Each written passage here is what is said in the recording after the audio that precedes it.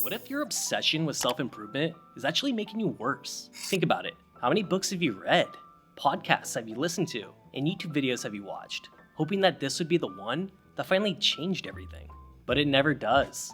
Nothing changes. I've been there, highlighting pages, taking meticulous notes, mapping out action plans, feeling productive, but never actually moving forward. Here's the truth. Knowledge isn't transformation. Action is. And if you're not careful, that endless pursuit of more knowledge can become its own form of procrastination, keeping you stuck in learning mode instead of doing mode. And that's why in this video, I'm going to show you how to escape that self-improvement trap and start actually changing your life. Overconsumption creates this illusion of growth. It tricks you into believing that you're improving, but in reality, you're just stockpiling knowledge without ever applying it. And even worse, it leads to analysis paralysis. The more strategies that you consume, the harder it becomes to decide which one to follow. Most people treat self-improvement like a dopamine hit. They chase the high of learning something new, but never apply it. You tell yourself, just one more book, just one more video, the perfect plan, and then I will take action. Learning might feel like progress, but it isn't, at least not by itself. If knowledge created change, we'd all be fit, wealthy, and just massively successful just from reading about it. But how many times have you finished reading a book or a podcast or a YouTube video and felt inspired, but nothing changed? A while back, I was obsessed with podcasts. I was listening to multiple of them every single day. I convinced myself that I was making meaningful progress because I was absorbing multiple hours of just great information. But ironically, the more I consumed, the worse I felt. Every book, every podcast, every new insight just reminded me of how far I still needed to go. This became a cycle, one that felt productive on the surface, but in reality just left me feeling even more frustrated. I knew I needed a new approach, and that's when I decided no more passive learning. I found that the most effective way to do this was right after I was done reading or listening to a podcast.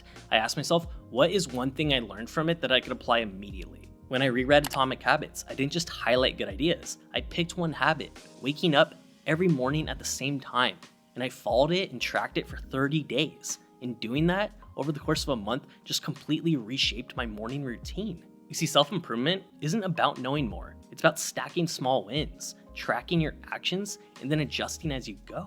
It's better to master one life-changing concept than to half remember 50. The bottom line being, if you don't use it, you lose it. Now, if this sounds simple to you guys, because it is, you might be wondering, why doesn't everybody do it? And this is because taking action is uncomfortable. You see, consuming information is easy. Just watch another YouTube video after this. No risk. Read another book. No downside. But taking action, that means stepping into uncertainty. And that's where most people get stuck. Not because they don't know what to do, but because they're afraid to start. And I know, because I was the same way, guys. Objection number one, what if I picked the wrong strategy? That was my biggest fear. I told myself, what if I commit to the wrong habit? What if I waste time on something that just doesn't work? And I think that's why I got obsessed with continuing to search and obtain, because I was continuing to look for the perfect strategy, the perfect book, the perfect podcast, the perfect action plan. And that never came. But what I wish I would have known sooner was that action beats perfection every single time. When I finally decided to stop overthinking and I just applied that one habit we were talking about, waking up at the same time every single morning.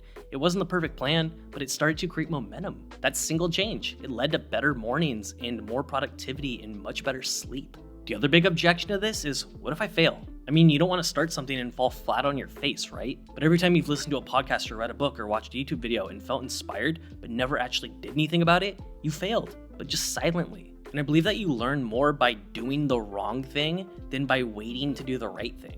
I look back on a time when I read 5 books on time management to try to learn everything before picking a strategy, and then months later, still procrastinating on it. And it wasn't until I forced myself to just apply one technique, being time blocking, that I actually saw results. Here's the truth. The only way to fail is to do nothing. Because even if you try something and it doesn't work, you gain experience. And experience is worth a lot more than another unread book on your shelf. At the end of the day, most people are just going to continue to consume, thinking that the next book, the next podcast, the next YouTube video is going to be the one that changes everything for them. But nothing changes, guys, until you do. So here's my challenge to you. Right now, pause this video for 10 seconds and write down one self-improvement tip that you've learned but you haven't applied. Now, what's one step that you could take today to put it into action? Because a year from now, you're not going to remember every book you've read or every podcast you've listened to.